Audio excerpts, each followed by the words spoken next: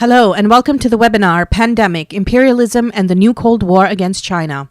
My name is Kieran, and I'd like to welcome you on behalf of the Toronto Association for Peace and Solidarity and the Canadian Peace Congress. We have gathered today 5 brave and articulate speakers with great experience and insight into current events and politics, especially as it relates to China. We are pleased to have with us podcaster Carl Zha, writer and senior editor for China Daily Ian Goodrum, author and journalist Kenny Coyle, author and founder of thegrayzone.com Max Blumenthal, and the representative from the Chinese People's Association for Peace and Disarmament, Deputy Secretary Dr. Tao. As we live through the ongoing new coronavirus or COVID-19 global pandemic, we're seeing the measures that countries around the world are taking, to varying extents, to protect their populations from this highly contagious and deadly virus. While the world deals with a public health crisis of unprecedented proportions, the U.S., the country with a $1 trillion military budget and almost 1,000 foreign military bases, is also conducting a political and media campaign against China. Today, our speakers will be analyzing and discussing the reasons behind the growing anti-China rhetoric in Western media and political spheres, and what can be done about it. We hope you will join us for all the speeches and the panel discussion that we will hold afterwards.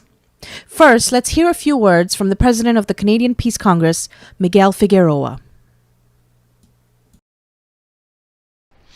Well, thank you, Karen, and welcome everyone to what promises to be a most interesting and important discussion.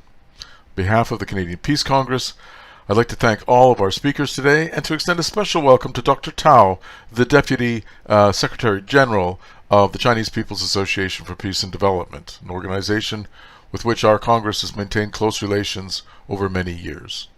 I'd like to say a few words about how the Peace Congress itself views the topic under discussion today. The extraordinary conditions over the past several months arising from the global coronavirus pandemic have brought some big issues into even sharper relief.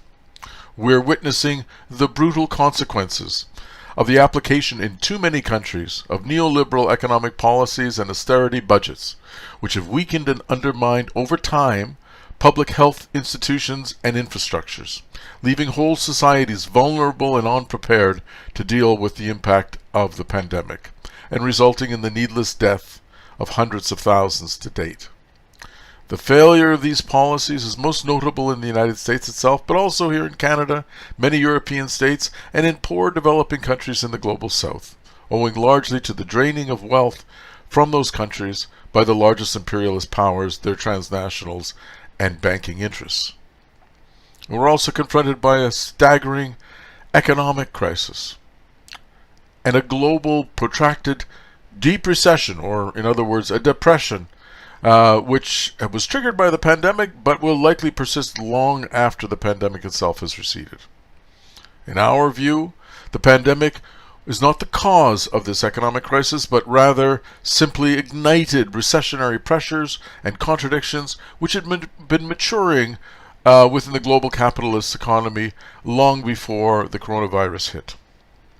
Identifying the source of this crisis, and most importantly, determining who will pay for this crisis, whether it will be on one hand the corporations, the banks, and the wealth-owning classes, or on the other, the working class, farmers and peasants, the poor and the marginalized. This will be at the center of the social, class, and democratic struggles that are unfolding already and will continue to unfold over the months and years to come. And finally, we're experiencing the most disturbing and dangerous deterioration in international relations. This especially finds reflection in the increasingly bellicose attacks on China and the fostering of a new Cold War atmosphere, the likes of which we had all hoped had been relegated to the dustbin of history. The whipping up of a Cold War hysteria coincides with, and in fact is part of, a broader move towards isolationism, national exclusion, xenophobia, and racism, and a stepped-up assault on the principles of international law and the role of international institutions such as the United Nations and the World Health Organization. U.S. imperialism and its NATO allies, including Canada, are expanding and modernizing their military arsenals, weaponizing space and the high Arctic. And they're also using the crisis to sideline action on climate change and to intensify economic and military pressures on Cuba, Venezuela, Iran, Syria, the DPRK, and other states who have the audacity to resist the dictates from Washington and Wall Street. At a time when international cooperation, mutual assistance, and peace should be the order of the day, the imperialist circles are moving in precisely the opposite direction, and this spells catastrophe for the future of humanity. This anti-China narrative and the budding of a new Cold War against China did not start with the pandemic. Rather, the current crisis is being used as a pretext and the latest chapter, if you will, of a dangerous process that's been maturing for at least 2 decades, dating back to the project of the new American century, when China was first identified as the main threat to the continuing U.S. domination of the world. Obama's pivot to Asia in 2005 was part of this growing offensive. The so-called human rights propaganda campaigns around Tibet, the Falun Gong, the Uyghurs, the Hong Kong protesters, and countless other accusations and charges against China have all been part of this elaborate orchestrated campaign. And the strategic aim is singular: to weaken China's growing influence in the world and to preserve U.S. hegemony. But the U.S. empire is an empire in decline, and U.S. imperialism is losing its place of dominance. Now, the U.S. and NATO claim that what they're doing is acting in the name of peace. But as we know from history, this has been the refrain of every empire, especially those confronted with an existential threat to their power. Starting with the Pax Romana of the Roman Empire, the European colonial powers, and today the U.S. empire. But when they speak of peace, they don't mean peace in general, peace for all. They mean their peace, their maintenance of the status quo, their place of dominance. But the 21st century must not be the American century, nor must it be the Chinese century or the Russian century. It must be a century and a future free of dominant powers and of subordinated, oppressed, and exploited nations and peoples. A future based on the full equality of all nations, of solidarity and mutual respect, of comprehensive disarmament and peace, and of upholding the principles of international law. And a future of societies free of gender and national oppression and class exploitation. This is what we mean when we use the slogan, "Another world is possible and urgently necessary." To win this peace, we must reject their peace, their domination, and we must redouble our efforts to mobilize and unite the peace and anti-imperialist forces around the world. This is the main challenge facing us all, and the cause to which our Congress is committed. Well, thanks, Kieran, and back to you. Thank you very much, Miguel. That was our speaker, Miguel, who is the president of the Canadian Peace Congress. Just to update you, we're going to have 5 more speakers. And after that, we're going to have a short break and then a Q&A session. If you have questions that are relevant for the speakers, you can feel free to type them into the live chat. That's right by the YouTube window. And we will go through the questions during the Q&A period. So next we have up Carl Zha. Carl was born in China just 1 month after Mao Zedong's death. He grew up in the 1980s as China experienced reform and opening, and then went to high school in the U.S. He graduated from Caltech in 2000, then worked in the U.S.'s IT industry. Carl is now running Silk and Steel, a podcast on Chinese history, culture, and U.S.-China relations from Bali, where he is now based. Carl, please join us. For those of us who have been paying attention, there have been decade-long Western information campaign against China, trying to paint China as aggressive, expansionistic, perfidious, and untrustworthy. Don't take my word for it. I'm going to quote a passage from the latest book from the former UN Security Council President and Singaporean diplomat Kishore Mahbubani. And this is his latest book, Has China Won? One well-accepted fact, quote-unquote, about Xi Jinping is that he reneged on his promise not to militarize the South China Sea Islands. In December 2016, the Wall Street Journal reported, for a man who stood at the White House in December 2015 and promised not to militarize the South China Sea, Xi Jinping is sure doing a lot of militarizing. In two articles for the Washington Post, John Pomfret wrote that China routinely makes commitment that it does not keep.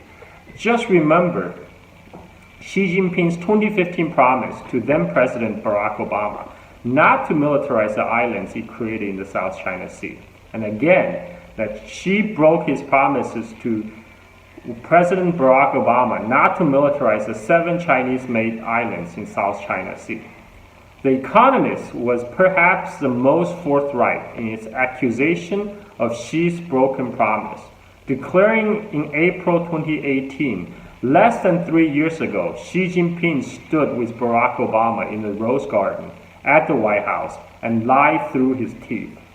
China absolutely did not, Mr. Xi poured, intended to pursue militarization on its islands. If Xi had indeed made such a promise and reneged, it only goes to confirm a widespread belief in the West that China has become aggressive and expansionistic. It would also confirm a belief that the Chinese are being perfidious and deceptive when they claim that China will rise peacefully. So what is true? Few Americans can claim to know China as well as Ambassador Stapleton Roy. Born in China, a fluent Mandarin speaker, Roy also served as American ambassador to China from 1991 to 1995 and has stayed exceptionally well informed on U.S.-China relations. He explained what happened. In a joint press conference with President Obama on September 25, 2015, Xi Jinping had proposed a more reasonable approach on the South China Sea. Xi has supported full and effective implementation of the 2002 Declaration on the Conduct of Parties in the South China Sea, signed by China and all 10 ASEAN members, had called for early conclusion of the China-ASEAN consultation on a code of conduct for the South China Sea, and had added that China had no intention of militarizing the Spratlys, where it had engaged in a massive reclamation work on the reefs and shoal it occupied. Roy said that Obama missed the opportunity to capitalize on this reasonable proposal. Instead, the U.S. Navy stepped up its naval patrols. China responded by proceeding with militarization. In short, Xi did not renege on a promise. His offer was effectively spurned by the U.S. Navy. Now this is from the former U.S. ambassador to China, Stapleton Roy. Now, the following are the words of Kishore, the former Singaporean diplomat. The big question is how an untruth become accepted as a fact by well-informed and thoughtful Western elites. I think Kishore is being overly generous to the Western elites by calling them well-informed and thoughtful. I will go on with his passage. And this is not easy to answer. Having observed closely over several decades how untruth about China gets generated and accepted widely, I have come to the conclusion that they're produced by a unique ecosystem that involves the best intelligence services of the world and the best newspaper of the world. It is an Anglo-Saxon ecosystem, and it involves the Five Eyes Club, which brings together the intelligence services of America, Australia, Canada, New Zealand, and the United Kingdom. There is a high degree of trust among 5 Anglo-Saxon countries. Intelligence is therefore shared with great confidence. From time to time, these intelligence services share information with leading Western newspapers. Major Western newspapers are bold and largely independent. No government has the power to control their reporting. Indeed, they often stand up to and confront their government with inconvenient facts. As a result, when they report stories, a high degree of credibility justifiably is associated with them. All of them boldly proclaim their goal is to report the truth, not to serve as propaganda vehicles like the Pravda in the former Soviet Union or People's Daily in China. These claims of independent reporting are absolutely correct and fully justified. Again, I think Kishore is being overly generous to the Western media and the role it plays. I'm going to continue with Kishore's passage. Yet, it's also true that these newspapers must rely on government sources for some of their stories, including intelligence services like the Five Eye Network.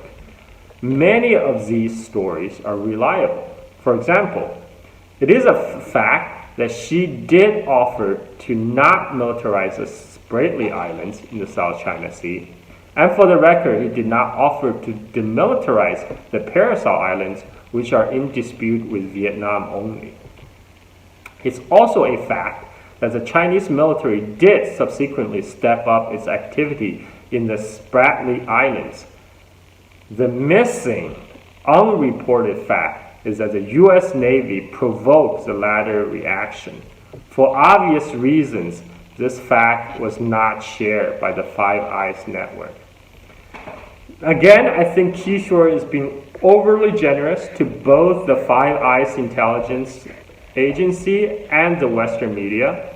As we now know, during the COVID-19 crisis, when the Western governments are floundering in their efforts to contain the pandemic on their own shores, they have shifted gear trying to shift the blame to China. We have reporting from Daily Beast of all channels that the White House has a directive to its government officials as well as pressure Western media to try to shift the blame to China.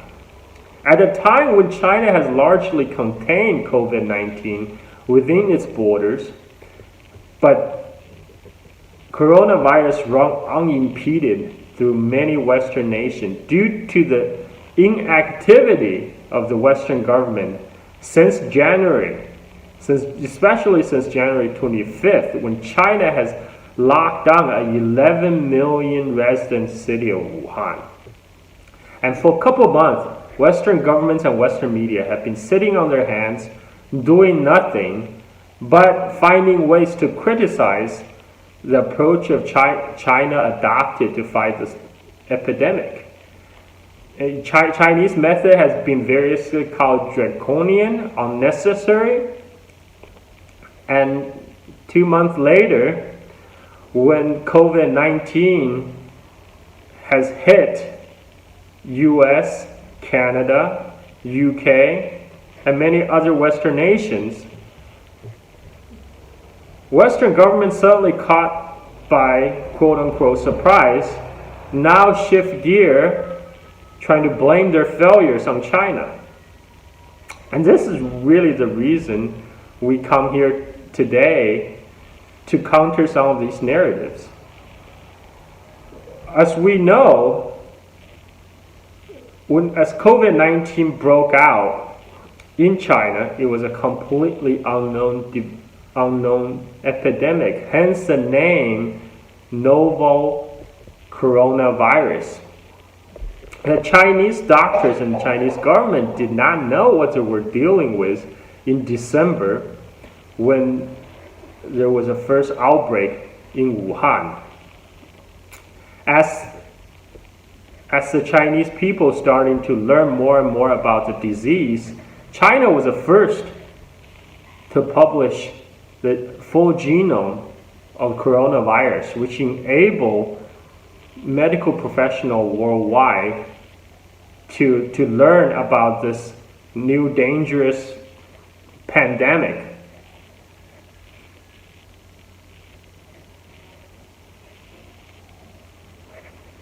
And now we have Secretary of State Pompeo and the President of the United States, Donald Trump, on record publicly spreading the crazy conspiracy theory that coronavirus originated in a Chinese bioweapon lab in Wuhan, which is totally unfounded without any evidence.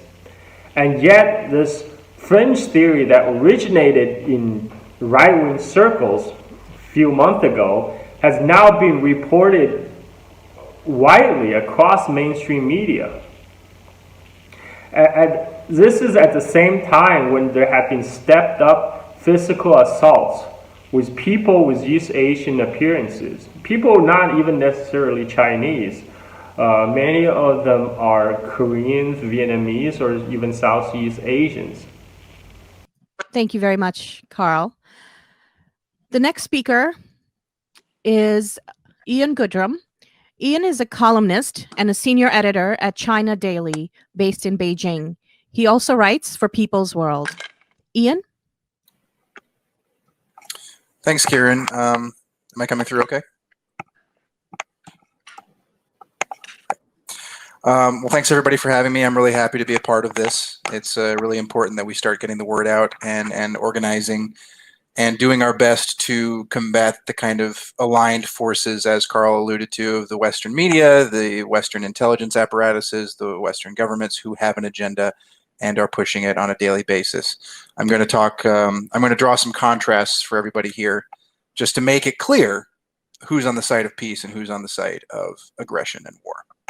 So, on March 12th, the United States sent a few planes to Iraq.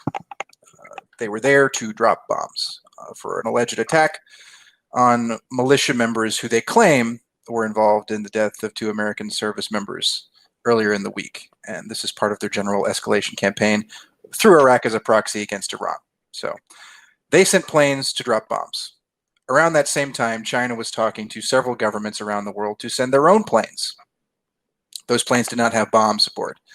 Those planes had crates of masks, crates of personal protective equipment, ventilators, medical experts, because at that time China had started to come out of its own outbreak of COVID-19. It had contained the virus for measures that we've all probably heard about. Briefly to go over that, the building of temporary hospitals, the building of centralized quarantine facilities, the extensive rollouts of tests, many things that we actually are aware of because these efforts were so rapid and so effective. So from early February to mid-March, this was the period in which the epidemic was at its worst in China, but by late February and early March, the peak had already been reached and the receding of new cases had begun. So we've got a tale of two countries here. We've got one country sending planes to drop bombs on sovereign nations for very specious reasons, and we've got another country sending planes full of necessary medical equipment to countries that have been attacked by that first country. Medical equipment was later sent to Iran, the target of sanctions that have been escalated during this pandemic, even as Iran is suffering from its own very devastating outbreak. We've got medical aid being sent to Venezuela, itself a target of a subversion campaign, coup attempts, sanctions, everything in the playbook being thrown at Venezuela. Cuba, a devastating embargo that has been on the country for many decades now. Medical equipment, necessary supplies were sent there. It is abundantly clear to anyone who is paying attention to these things, and it does take a little bit of breaking through the cloud of the media to see this for what it is. But for those who do, there is no greater distinction that can be drawn right now than between these two countries and what they are doing in the midst of a pandemic. To draw another distinction, not just the bombing campaigns and the sanctions, but as China sends medical supplies to countries in Europe, countries in South America, countries in the Middle East, other countries in Asia, to help them with their own outbreaks, now that China has come out of its own and has productive capacity to create, to build, to manufacture the necessary supplies and the expertise to help these countries, because it's through the course of its own outbreak control, it sent 42,000 medical workers into Wuhan and Hubei, the center of the epidemic in China, and none of those people came out with an infection. Instead, they came out with new knowledge and new understanding of how to fight this disease. So now many of those people are being sent overseas to places that are fighting their own epidemics to give their expertise and their knowledge to help these places overcome their outbreaks. But the U.S. is also getting involved in the supply of basic necessities and medical goods. It is taking supplies of basic necessities and medical goods. It is rerouting planes of supplies from Germany, from countries in Europe, from South America, from Singapore, from Thailand, and redirecting those supplies that were meant to go somewhere else to its own borders. So we've got what some German officials called piracy going on behalf of the U.S. So we've got China sending supplies, and we've got the U.S. taking what it wants. And it does all this while blaming China for all its problems. Every clear problem that the U.S. has had in containing its own outbreak, because it did not follow the advice of China, because it did not take the warnings seriously, warnings that were being sent as early as January 3rd to the U.S. CDC by the Chinese counterpart organization.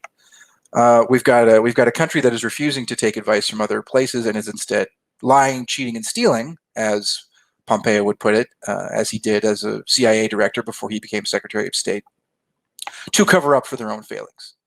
And this keeps shifting and changing. As Carl mentioned, the accusation of the origin of the virus being in a lab, either through deliberate manufacturing and modification or through an accidental leak, neither of which has any basis in truth or facts, and the U.S. government has yet to provide any actual evidence to this because they don't have it. The latest one is this notion that's been floated a little bit. It's made some headway in the mainstream press that China is attempting to hack or steal vaccine data from the U.S. Well, the first question to ask here is, why would a country that has been working on 4 different vaccines so far, 4 major vaccines, why is the country that has progressed the farthest along in vaccine clinical trials, the Academy of Military Sciences, the People's Liberation Army, has gone to the next round of clinical testing before any other company, U.S. or otherwise? Why would the country that has the most knowledge about this disease, the most productive capacity, the farthest along in advancement of testing and development of a vaccine, number one, why would it steal from a country that is currently undergoing the worst outbreak in the world, with little signs of slowing down or stopping, thousands of deaths per day? Why would China need to take any knowledge from the U.S. right now? If anything, the U.S. should be giving us a case study in what not to do. So this idea of China hacking vaccine data doesn't make a lot of sense. But this is the excuse. This is the story that will be making rounds if China is indeed one of the first to reach an effective and manufactured vaccine. The other thing to ask is also, why is the U.S. keeping treatment and vaccine data a secret? Let's not forget that the country to publicly release the genomic sequence of the virus, the data of the virus, publicly to everyone, was China. The labs in China were the first to release this information, to share it and make it public, allowing the rest of the world to develop their own vaccines, their own treatments. Why would the country that did that suddenly start trying to steal and hack and try to take away and hinder the world's development of a vaccine in favor of Chinese development? I think we can all agree that the important thing is to get a vaccine out there, one that's effective and one that's reproducible and cheap or free to the people of the world, so that we could put this crisis to bed once and for all, which is the only way it's going to happen, because, as we saw in the UK, the herd immunity strategy does not work particularly well. In fact, it leads to more infections, more deaths, makes things very worse. Boris Johnson learned that lesson personally when he became infected with the virus and was on death's door. So we have a workable strategy, which is to contain the spread for as long as it takes to develop a vaccine. And we have a very unworkable strategy, which was openly policy in the UK and is now tacit policy in the US, with its desire to reopen everything far too soon and without any safety, without the necessary precautions. The US is going to have its own herd immunity strategy, and it's going to see similar awful results. So in this global race to a vaccine, it should not really be a race. It should be a relay, if anything. It should be the countries of the world sharing their information, sharing their data, working together to develop this necessary tool to finally beat back this virus once and for all. So these accusations, this blame game that's been played serves a dual purpose. It, of course, distracts from inadequate responses by the U.S. and other countries, but mostly the U.S., of course, because that's where the worst outbreak is, and that's where the most deflection needs to be happening. But also, it hinders the cooperation that's necessary to win, to put this thing away, to stop people from dying, to stop people from getting infected. And in this environment of crisis and pandemic, the last thing we need to be doing is cutting one another down. But it seems like that is the sole focus of the U.S. So, this may sound like blaming other countries for blaming, but look, it's obvious who started this whole thing, and if we can't just sit by and do nothing and let them continue to point fingers, there has to be some kind of response, and that's what I hope we can accomplish a little bit of here. So that's all I had. Plenty of other stuff to cover. I don't want to step on anybody's toes. No, that was great. Thank you, Ian. Short but sweet. So about this piracy, I know that China has also hijacked some of these equipment that was coming for Canada. Not China. The US has hijacked stuff that was coming from China to Canada. So have you heard about that too? Yeah, I mean, there in the early weeks of the U.S.'s worst outbreak, there were reports coming from a lot of places. Canada, Germany, Thailand, redirection of planes, basically. So, the U.S. will send planes out to bomb countries, but when it comes to other countries sending planes around to ship medical supplies, those are also considered the property of the U.S. apparently. And the U.S. is also, the federal government is actually confiscating equipment that's being sent to the states, to the various states, and then having states bid over them. Yep. Yeah. I mean, this is the, and sorry, one last thing. And as Miguel alluded to, this is the prioritization of profit over public health, right? Because, it's not a bad idea to redirect shipments to a centralized location if you're going to then distribute them to the places that need it the most for little to no cost, preferably no cost. I mean, the U.S. can obviously afford to do that, but it's not going to, because it's more profitable to have this ridiculous kind of federal bidding war where you have the supplies and you're then opening up essentially an auction for states to jack up prices and spend way more than they should on things they need for people to live.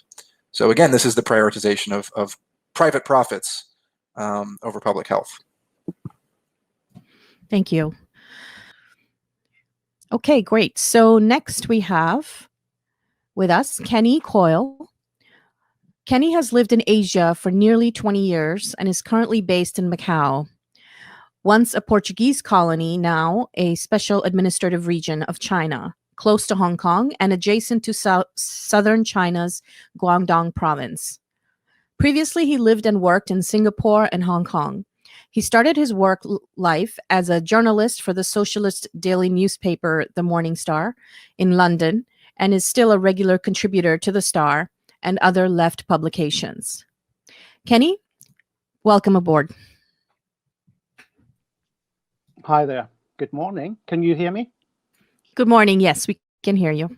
Great stuff. Thank you very much indeed.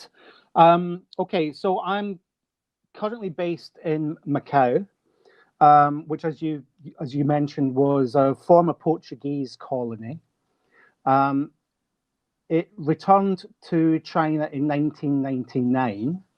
So one of the first points I wanted to make when we talk about China and imperialism and colonialism is that this isn't something in the dark recesses of history. This is actually part of modern China. China has been colonized in living memory, and it's still a divided territory.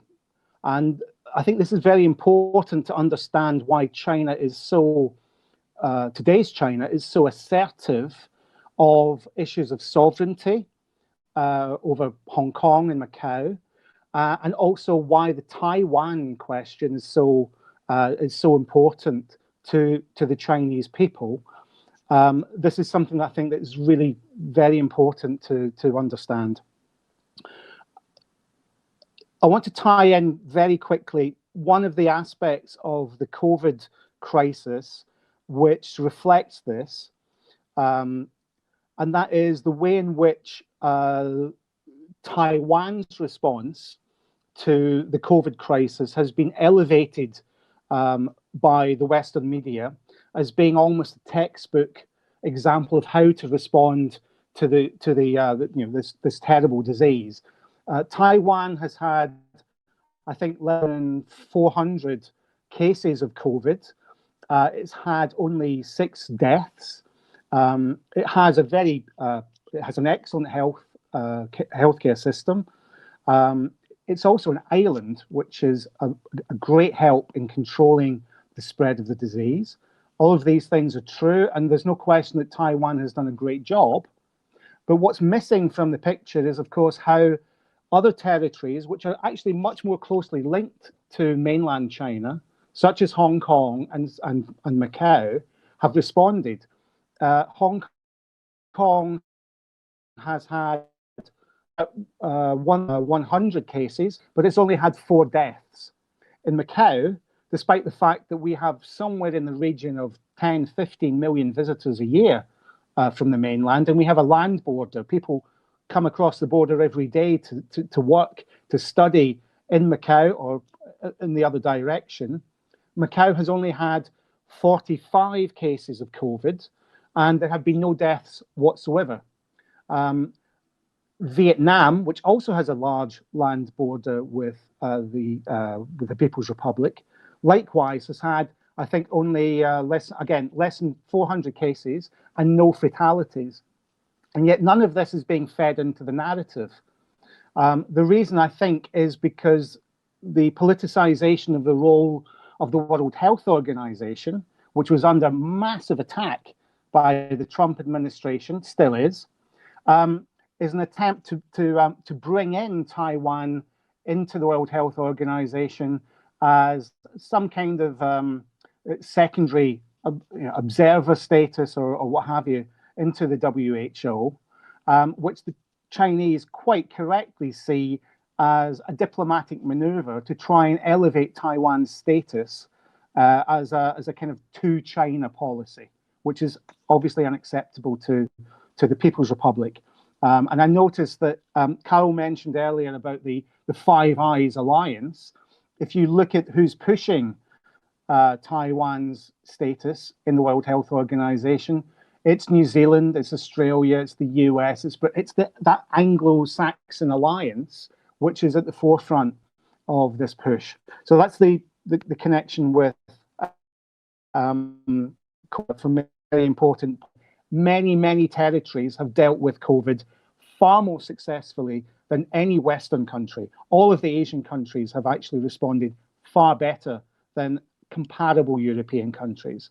And one reason for that is because we've already experienced epidemics. When I first moved to Hong Kong in 2002, within a year or so, we had the SARS epidemic, which killed in Hong Kong somewhere around 300, I think almost 300 people. So if you compare the response today to COVID, you can see that Hong Kong simply learned all the lessons that had to be learned from SARS, and no one else really paid attention to this. So it's important to make that point in terms of the health care response. Taiwan is being pushed for very political reasons, not for medical reasons, not for scientific reasons, for political reasons. Second point I wanted to make, I suppose I should say a little bit about Macau. Macau, as Kieran said, is a special administrative region of China, returned to Chinese sovereignty in 1999, 2 years after Hong Kong. Macau doesn't make it into the news very often. It's really only because we're a gambling center here, one of the world's largest casino market. But the attitudes in Hong Kong and Macau are really very different. By and large, people here are very positive about the People's Republic of China. It's basically Macau cannot exist, cannot thrive without the involvement of Chinese tourists, and we're waiting for them to come back. The political divisions that exist in Hong Kong don't exist to anything like the same extent here. And it's worth making a couple of points about this colonial legacy, because it's going to be something which will come to the fore, I think, in the next few weeks as protests in Hong Kong begin to gather momentum again. We're already seeing this is to continue. So I wanted to say a couple of points here. One of the interesting things about Macau, compared to Hong Kong, is that the Portuguese were very, very repressive, but also very, very weak colonialists. They never attempted to create a kind of pro-Portuguese middle class amongst the Chinese population. The collaborationist element in Macau was restricted to essentially the Portuguese community and also to the Macanese community. These are people who are of mixed Portuguese and Chinese descent. That was the elite in Macau. And after the 1960s, after a number of major protests by people in Macau against the colonial government, focusing mostly on education and access to education, which was denied to the vast majority of Chinese residents of Macau. From about 1967 to 1974, the Portuguese government, which we have to remember was a fascist government, it was a dictatorship in Lisbon, was actually unable to enforce its rule without the support or agreement of the local Chinese community, many of which were very, very pro Beijing, we could say at that time. And after 1974, when the revolution broke out in Portugal, the revolutionary governments in Portugal wanted to divest themselves of their colonial possessions in Africa, in East Timor, and so on. And the Chinese, I think quite correctly, decided that it was too early to take back Macau. So they worked out an agreement with the Portuguese by which the Portuguese continued to administer the territory, but in reality, Portuguese colonialism was essentially finished. And until the handover, really nothing happened in Macau without the approval of the central government in Beijing. So this is a very different experience. So essentially for 50 years or so, Macau had a status with a Portuguese flag on its on the flagpole, but in reality, this was a society that was already becoming decolonized, and that is a big factor, I think. If you compare it to Hong Kong, the reality is very different. The British were much cleverer in their colonial experiences, and I can say this obviously, especially speaking to a Canadian audience. The British always found ways, firstly, of dividing the local populations over which they ruled, and secondly, by encouraging certain strata of society, giving them incentives to benefit from colonial rule, as we might say.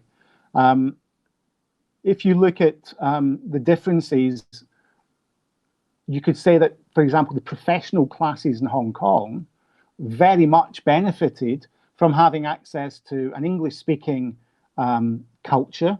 They had the opportunities to be educated in English-speaking schools, and that really plugged them into the global economy. It gave them educational access that they might not have had without being an Anglophone colony. And if you look at the core leadership of, let's call it the traditional core leadership of the protest movement in Hong Kong, you see that they are drawn almost entirely from this middle-class professional strata. It's lawyers, primarily, journalists, media people.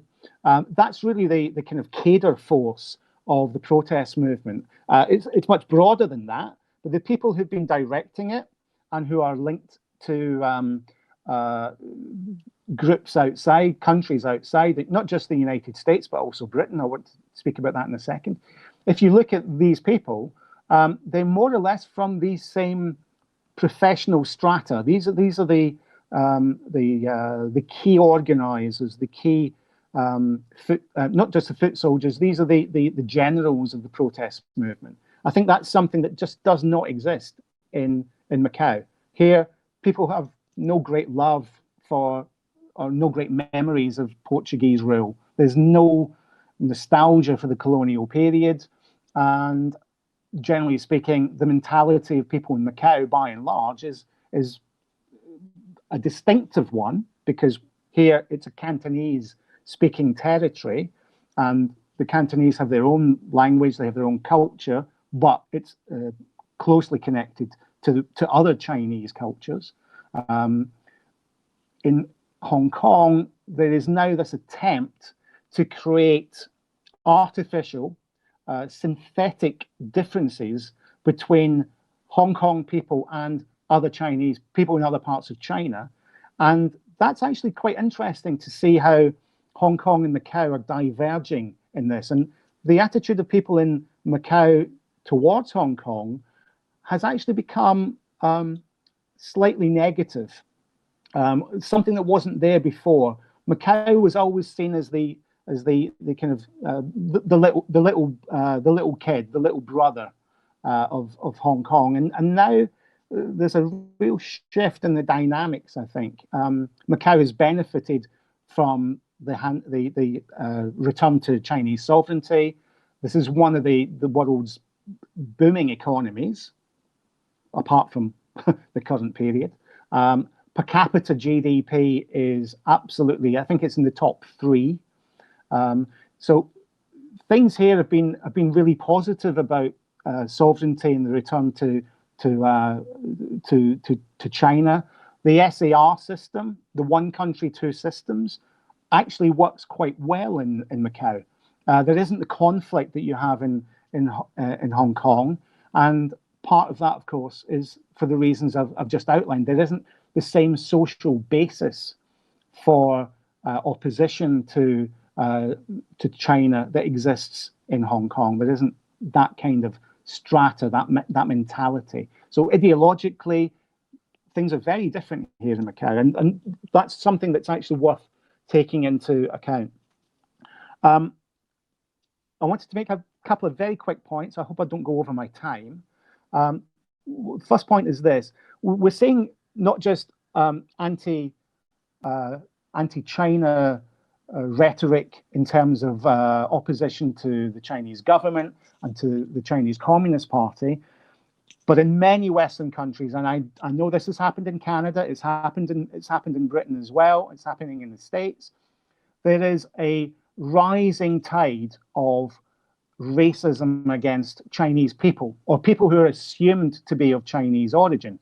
So essentially, it affects many people of East Asian origin. And this has obviously been condemned widely by liberals, by conservatives, and so on.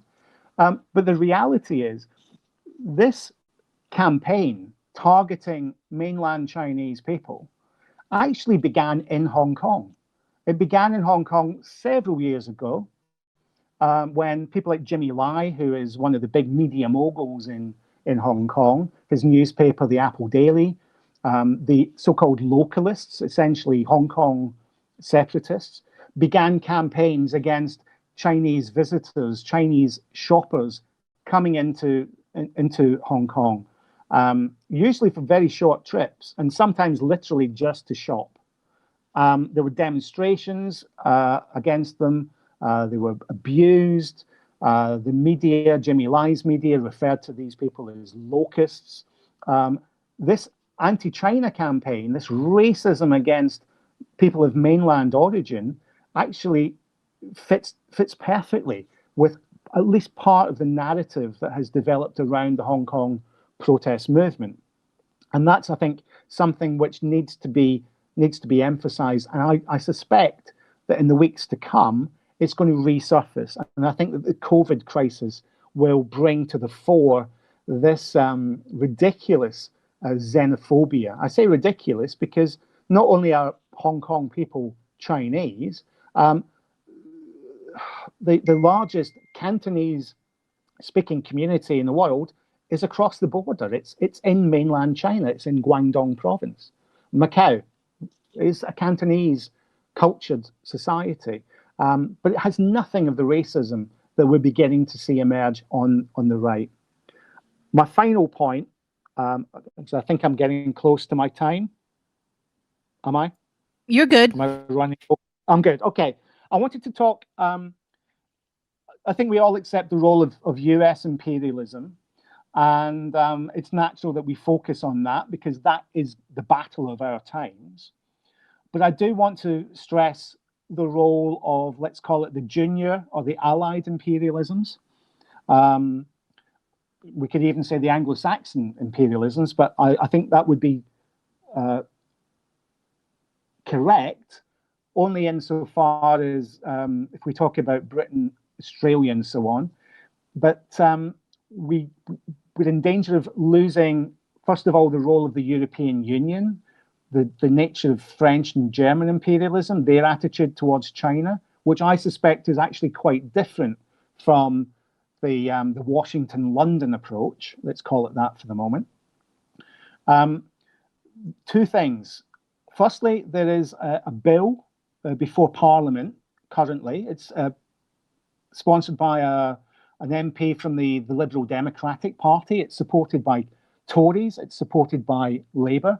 And it's supported by the Green Party, I should say, which is an attempt to replicate the Hong Kong Democracy Acts, which have been pushed in the United States by people like Marco Rubio and so on. This is has already had its first reading in Parliament. It's going to be read again, I think, in September. And it will essentially make Britain culpable for sanctions against China. I think it's the Magnitsky Act, which allows the US to impose particular sanctions against named individuals who are deemed not to be doing the right thing in Hong Kong. So it's an escalation of British interference and meddling in Hong Kong. It's worth pointing out, not only does Britain have a long colonial record in Hong Kong, Hong Kong is still a major centre of British multinational corporations. Hong Kong has the largest consulate, overseas consulate is in Hong Kong, despite the fact that the consulate doesn't issue visas, it doesn't issue passports. My question would be, what is it doing? That's a factor. The underlying issue is actually a treaty which was signed back in 1984. It's called the Sino-British Declaration, and it was a treaty between the People's Republic of China and the United Kingdom to essentially work out the details of the return of Hong Kong to Chinese sovereignty.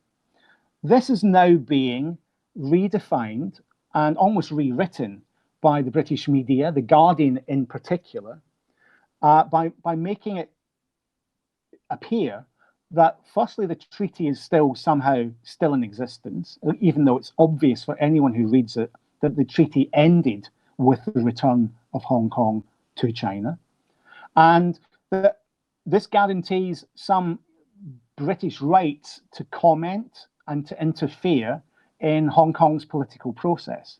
Now, if I had more time, I'd go into a lot more detail about the complexities of Hong Kong, but let's leave it at this. The attempt is to make out that this declaration in 1984, signed between Margaret Thatcher and Deng Xiaoping, is somehow a continuing document, that in some way Britain has some special rights in Hong Kong and that Britain is a protector of those democratic rights. Now, none of that is true, but this is being repeated by politicians. It's going to be enshrined, in fact, I think, in this bill, if it's passed. It's been repeated by the previous foreign secretary in 2019, marking the anniversary of the 35th anniversary of the declaration. A real attempt to actually redefine what that declaration was about. The declaration was essentially a transitional agreement between Britain and China for the period before the handover.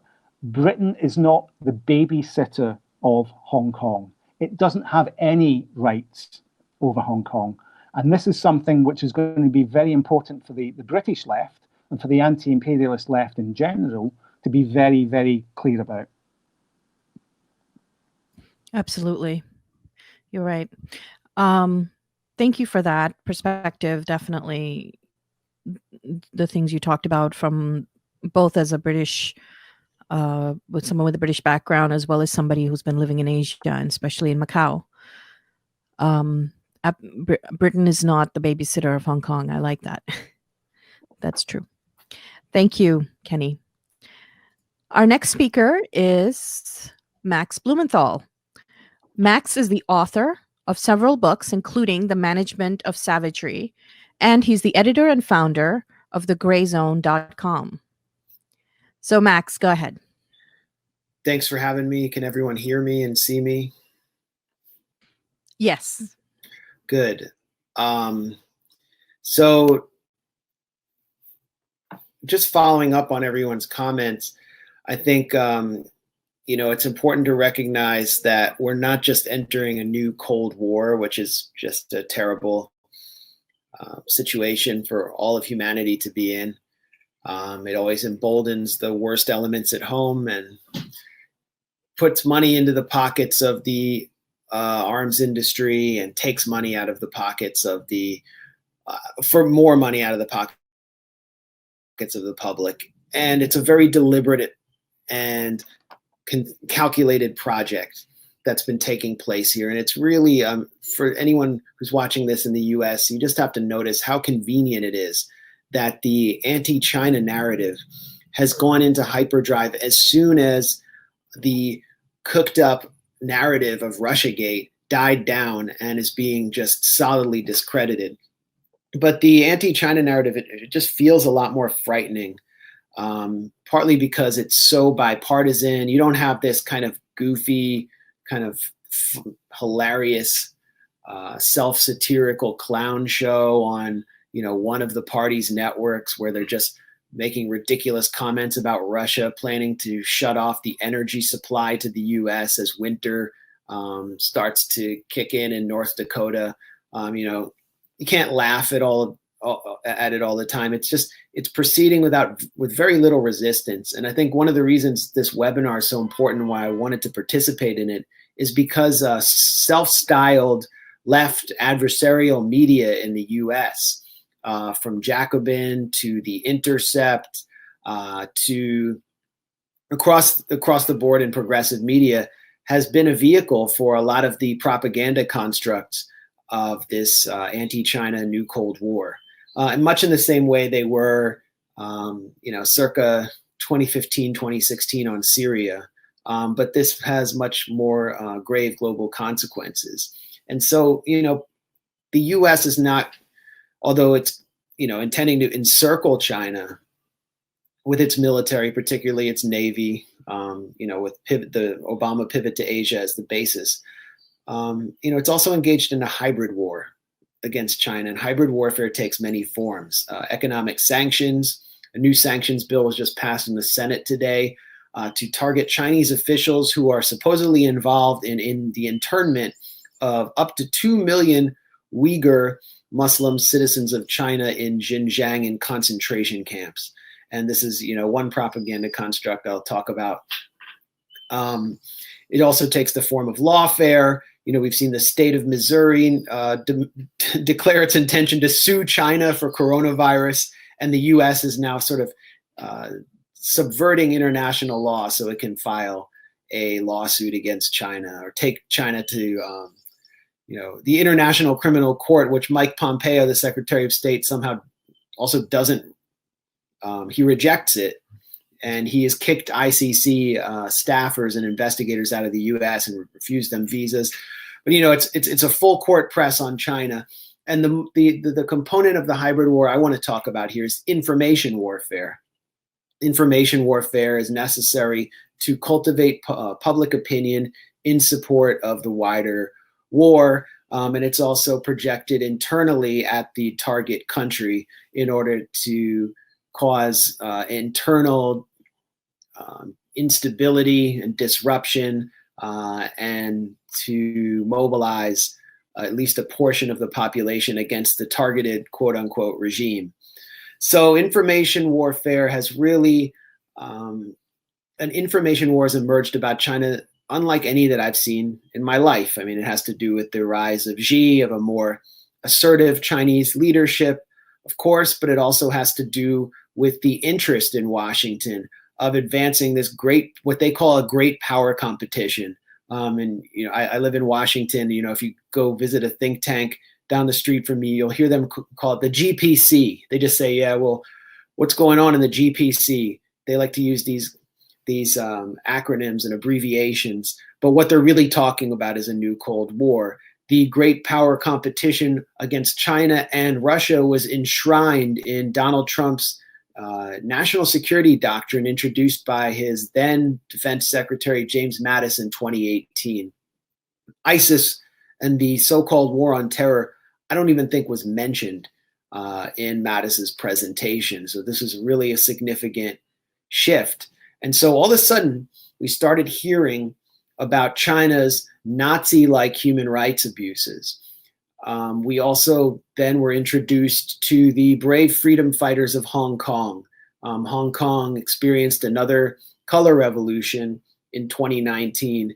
And at the gray zone, our job is to kind of puncture the lie of the day when that lie is seeking to cultivate pro-war opinion in the US, and especially when there are very few, if any, other English language left-wing websites inside the US that are willing to challenge those lies. And very few have been willing to challenge the propaganda constructs around China. We published a really significant investigation into the protests in Hong Kong with drawing a lot on the research of Carl Zha, who has done some really important podcasts at Silk and Steel on the Hong Kong protests. I really recommend listening to his podcasts. And what we demonstrated was the significant, if not the central role of the National Endowment for Democracy in funding, pumping millions of dollars into the major groups that staged these protests, which were ultimately separatist protests. These were not just about, an extradition law. That was sort of the convenient trigger point, as in so many color revolutions. And we showed that money was not just flowing from the U.S. National Endowment for Democracy into these protest groups, but that protest leaders were being trained by the U.S. One of the key figures, Joshua Wong, who is sort of the poster boy of the protest movement, has been welcomed in Washington by Marco Rubio, by Nancy Pelosi, who's who of, Tom Cotton, who's now pushing the Wuhan lab theory. All of these people honored Joshua Wong when he came to Congress. This wasn't just some organic protest. And we also demonstrated the role of Jimmy Lai, who was mentioned by a previous panelist. I think Kenny mentioned Jimmy Lai, who is this very, he's a billionaire who's very closely tied to the U.S. He was able to gain an audience with Trump's former national security director, John Bolton, which usually only heads of state get, when he visited in 2018, just before the protests kicked off. Jimmy Lai is the publisher of Apple Daily, which, as Kenny mentioned, pushes a really xenophobic line against mainlander Chinese citizens. And he was pumping millions into this protest movement. So it's really important to see the connection between the US government and this color revolution in order to understand how it was being promoted to the US public. And the way it was promoted to the US public was another Tiananmen Square. I remember at one point, the protesters had begun beating police officers with clubs, which if I did in my neighborhood, you'd never see me again. I mean, I'd just disappear off the face of the earth. But they were beating police officers with clubs. They dragged one of the officers towards them in downtown Hong Kong and just commenced to beat him senseless. And the other officers rushed them and drew guns. And the only image we saw in the US, and it was like on the cover of the Washington Post, the New York Times, was a police officer pointing a gun at the face of a protester. We didn't see the other side. Again, Carl Zha and his Twitter account helped provide a lot of context here by showing the full extent of the confrontation. And then the Western pundits, the Nick Kristofs, the people who were really determined to topple the Chinese Communist Party and install a pro-Western leadership in this kind of delusional fantasy they keep advancing. The Ken Roths from Human Rights Watch, they then said, this is the Tiananmen Square moment. But it wasn't, because nobody had been killed in Hong Kong. The only deaths to that point were suicides. And as far as I know, there still haven't been deaths on the protest side. We have seen protesters pour gasoline and light people on fire, pour gasoline on people that they disagreed with and light them on fire, physically attack people they disagreed with and had arguments. This wasn't conveyed back to us. So the information war starts with the US actually helping to stoke the flames of a color revolution, a regime change style operation. But then it filters down to the public with the media playing the role of stenographer. And, you know, I can go on and on about the various double standards in how Hong Kong was reported. But, you know, as soon as Hong Kong kind of the wind started to be exhausted that was being pumped into the sails of this protest movement by the National Endowment for Democracy, which it basically exists. It's a US government entity that exists to fund opposition movements, media, and civil society around the world, particularly inside states where the US seeks regime change. Once that happened, we started to see the narrative shift to the west of China.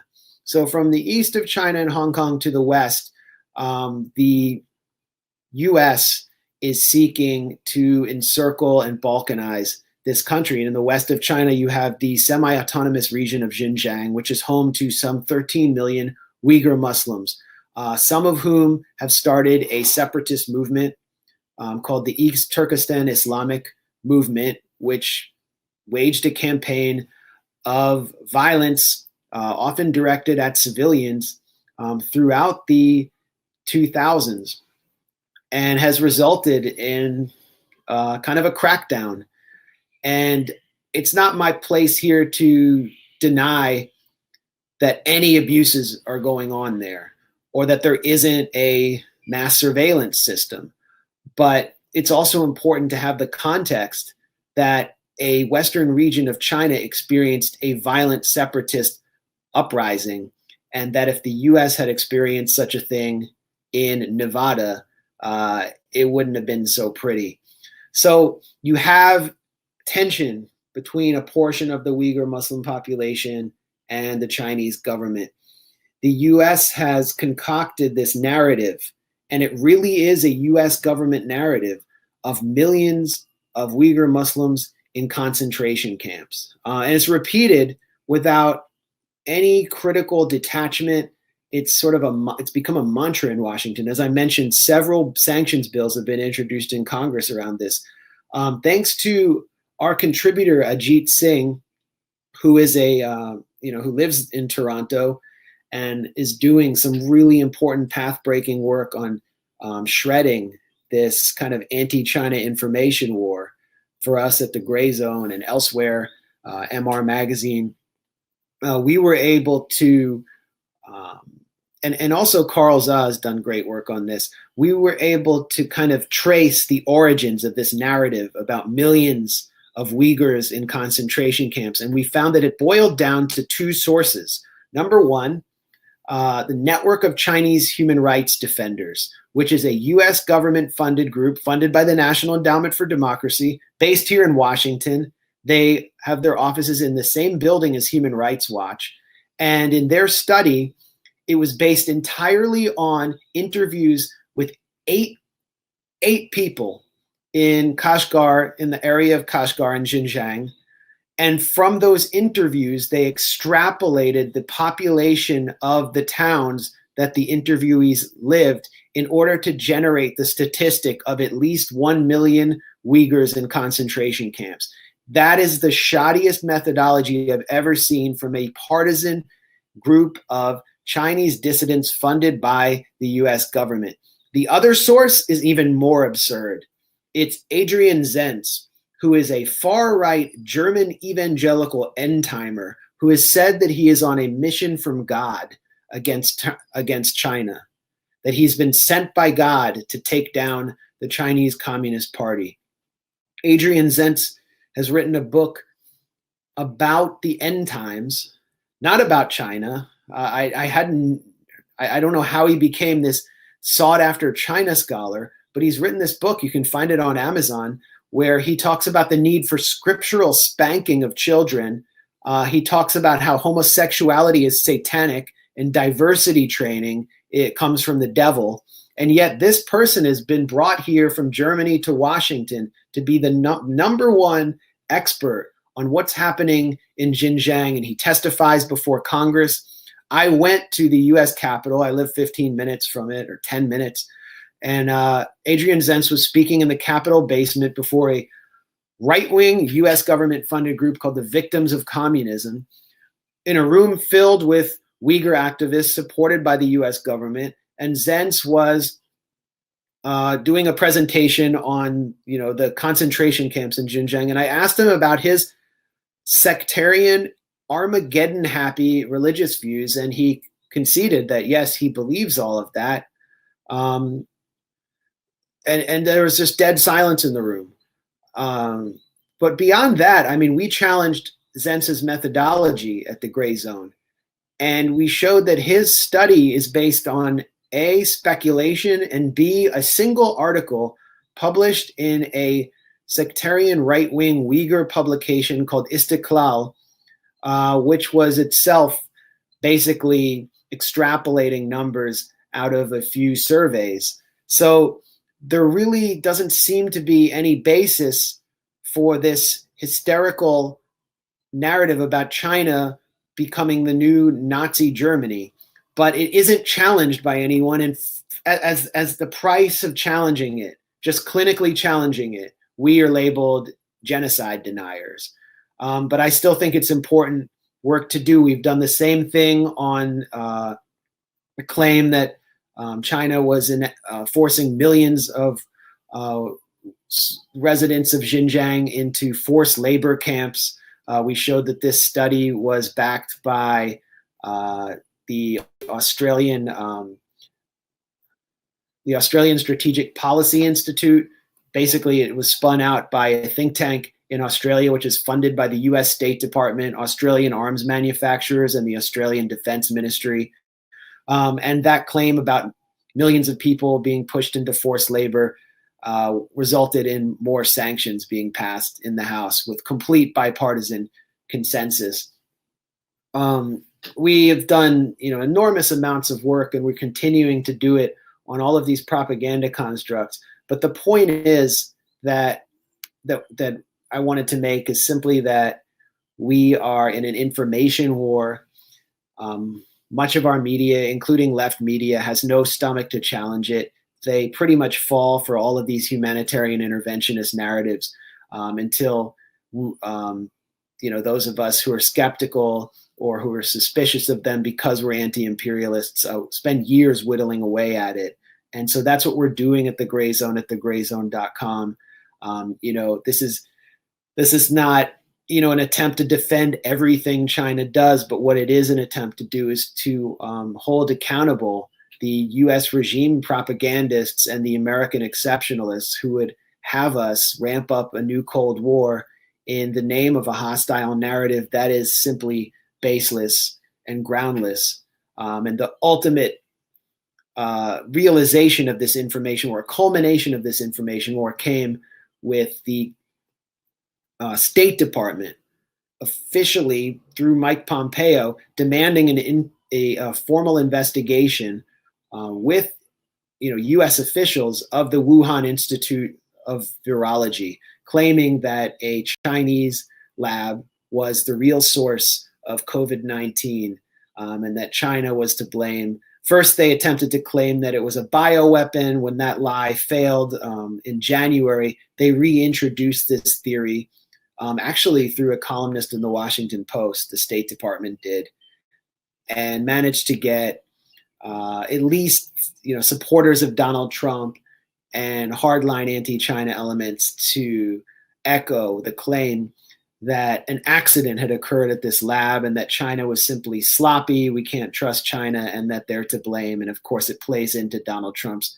re-election campaign, where he's trying to deflect blame on the new evildoer of the day for his own colossal failure.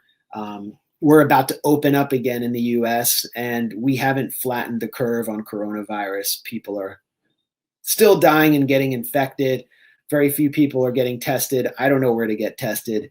And somehow that's all supposed to be China's fault. What we should be doing, as the other panelists mentioned, is bringing Chinese doctors who have experience in fighting coronavirus, who know how to do advanced contact testing, to the US to advise our medical professionals. But to even call for that in public, for a politician here to call for that would be risking their career. And those are the consequences. Those are the deadly consequences of the new Cold War.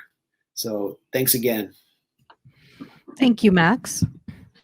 I think, your speech was really good. What do you think are some reasons that there's so little pushback against the anti-China Cold War narrative, especially on the left or the mainstream left? Well, I have to run pretty soon, but just to answer that question, why there's so little pushback, there's so little there's no counter narrative, there's very little information, and people also are operating, whether they're on the left or the right, based on their own prejudices about China. And so you can see people who are well-known sort of left pundits, respected left voices, ranting about China being the new Nazi Germany, or the Chinese Communist Party being like the new Nazi Germany. And it falls on fertile soil because it fits with the narrative that people are digesting day after day, particularly educated Americans from the sources that they respect: NPR, National Public Radio, the Washington Post, the New York Times, and even The Intercept are publishing piece after piece about how China is interning millions of Uyghur Muslims. Very few people have visited China. Very few people speak the language here in the US. It's actually far more foreign to them than Russia. And so these kind of narratives fall on fertile soil. And we also are just, our media culture today is more conformist than it ever has been before. The information war has strong rewards for journalists who are willing to participate in it, and harsh punishments for those who go against it. I just remember my experience challenging the narrative of the Syrian white helmets being these selfless humanitarian lifesavers, how I exposed or helped expose how the US government had actually funded and helped create them, along with the British government, to serve as auxiliaries for extremist insurgent forces that were committing rampant human rights abuses across Syria and destroying a country in order to carry out the agenda of Western empire and the extremist Gulf states. And I was just absolutely blacklisted for publishing that. No one even bothered to fact check me. No one bothered to debate the facts of that. It was just rejected, and the people who were carrying out the harshest attacks on me were the blue check mark mainstream Western correspondents who were relying on the white helmets for all of their reporting in Syria. And it's the same in if you want to deal with the Uyghur issue. Where do the reporters get their information from? They get it from the World Uyghur Congress, the Uyghur Human Rights Campaign, these groups that are based in Washington that are funded by the US government, but which pose as sort of human rights NGOs, and which actually have a right-wing, sectarian, and decidedly anti-communist agenda. But you won't hear a counter-narrative in mainstream media. So that's generally why I think we see so little left pushback, and that the left, to the extent that it even exists in the US, still trusts a lot of mainstream media. They don't have the same sense that people who supported Donald Trump and been offended by the Russiagate narrative have, that corporate media or the mainstream media is a fake news media. They still kind of trust it and believe it. And many of our left media stars, a lot of people who you'll find around Jacobin, they all fantasize about having a column at the Guardian or the New York Times someday. They don't want to break the corporate media. They want to break into it. And I think that's a huge problem we have to deal with in what passes for the left. Thank you. Thanks. You're a very brave journalist. Thank you for all you do. Thanks a lot, Kieran. Thank you. And next we have a speaker from we have Dr. Tao Tao, who is the Deputy Secretary of the Chinese People's Association for Peace and Disarmament. He's joining us from Beijing. He has a diversified career background, including the Foreign Service, people-to-people diplomacy, and city-level government. Dr. Tao's research covers topics such as international relations and the security situation. Thank you for joining us today, Dr. Tao. Yeah. Yes, thank you, Kieran. Can you hear me? Yes, I can hear you. Yes. Dear friends, very glad with all of you, given this extraordinary situation. On the screen, of course. It's my great pleasure to participate this net meeting. Let me start by thanking Canadian Peace Congress and Toronto Association for Peace and Solidarity for hosting this meeting. As Charles Dickens once put it, it was the best of times. It was the worst of times. Even we are thinking about, is a new Cold War possible? At this moment, the coronavirus is wiping across the globe, drawing intensive attention of the whole world. So I'd like to use this opportunity sharing with you some facts and experience on how we fought against the virus in China. Since January, China has fought a tough battle against the epidemic and achieved remarkable progress. At this stage, our domestic outbreak has been mostly under control. The increase of imported cases has slowed down, and the order of market and the society is speeding up back to normal. Along the way of China's measures on epidemic prevention and control, considerable experience has been accumulated. Let me mention the following. First is to bear in mind that the people is always the center. The Communist Party of China and the Chinese government have always put people's lives and health first. They took a series of decisive measures, mobilized the best doctors, the best equipment, and the most needed resource pouring into the diagnosis and treatment of this disease. In this way, we greatly improve our testing and recovery rate, reduce the incidence and the fatality rate. What's more important is that the Chinese government has covered up all expense in treating this disease. In this unprecedented fight, China spared no efforts and resources in saving lives. Second is to utilize our institutional strengths. The Communist Party of China and the Chinese government have played a critical role in leading the Chinese people in the successful fight against COVID-19. We ensure a coordinated national response, mobilize all social strengths, and finish the transfer of several thousand medical personnel to Wuhan overnight. The quick response could be called as unprecedented in history. China relies on its people. We mobilize in the agency and society-wide efforts to prevent further spread of the virus. Our cadres are working at all grassroots communities, villages, towns, so that to make sure that the epidemic control is carried out at every level.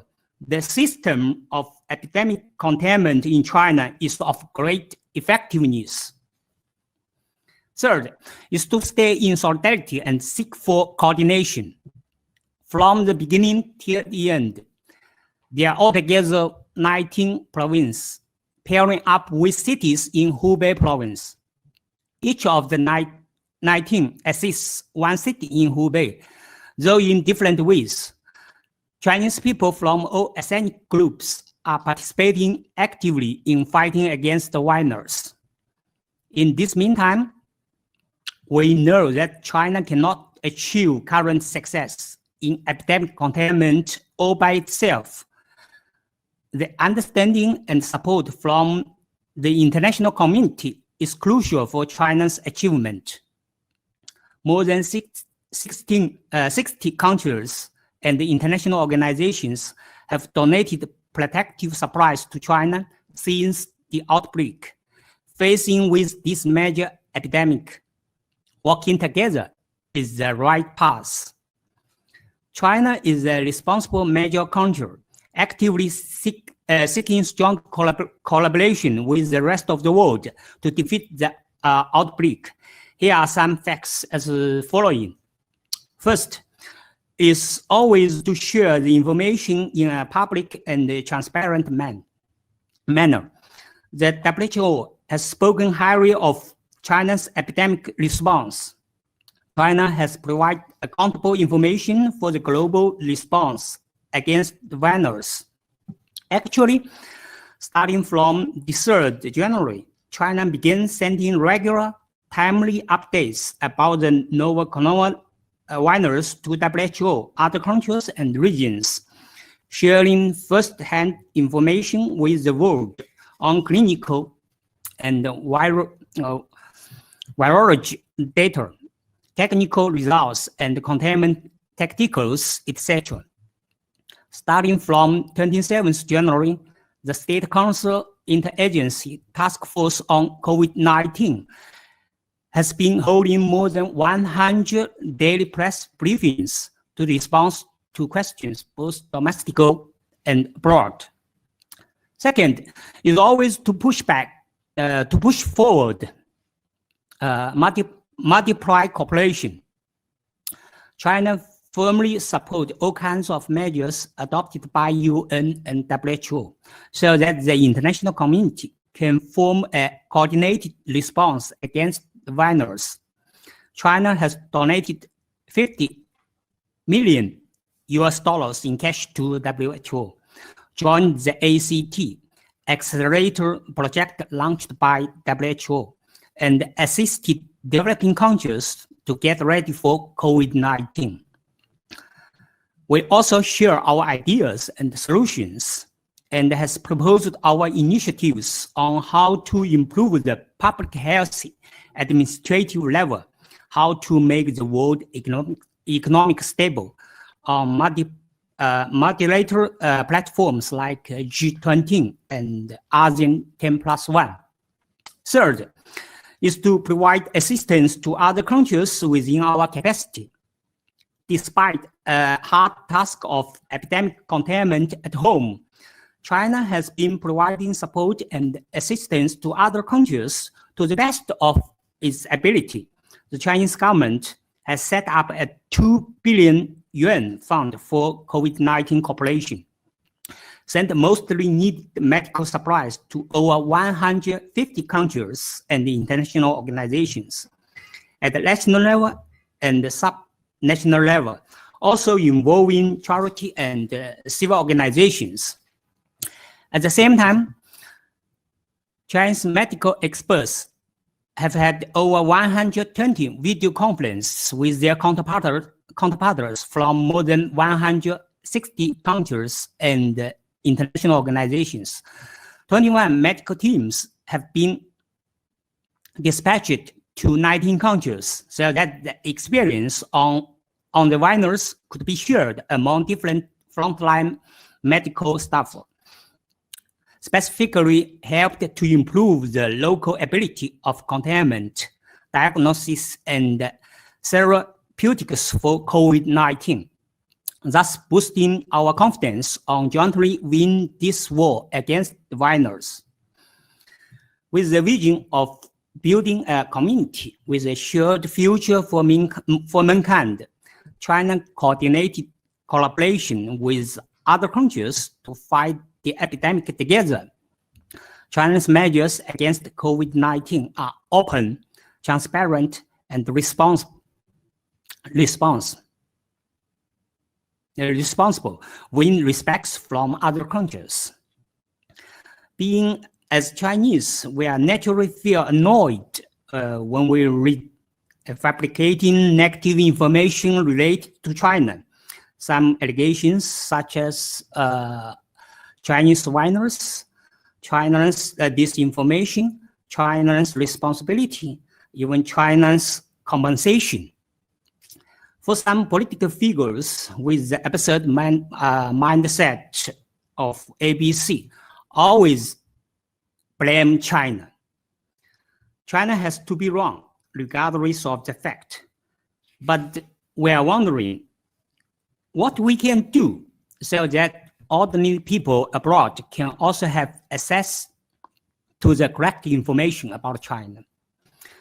Inspired by what other speakers have contributed just now, I feel that China may have to make good use of 5 sources of power so that people outside China can have a comprehensive, correct, and objective knowledge of what results China has achieved against this pandemic so far. First, the power of science. Information provided by scientists and medical experts are more authoritative than that of other sorts. Second, the power of stories. Stories happening on the medical front line in China is both vivid. So second, the power of stories. Stories happening on the medical front line in China is both vivid and credible. Third, the power of art. Various artistic forms, for example, music, movies, songs, and dramas are attractive themselves. Fourth, the power of solidarity.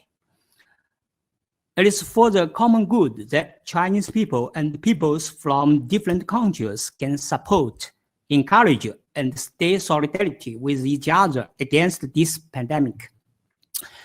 Fifth, the power of justice.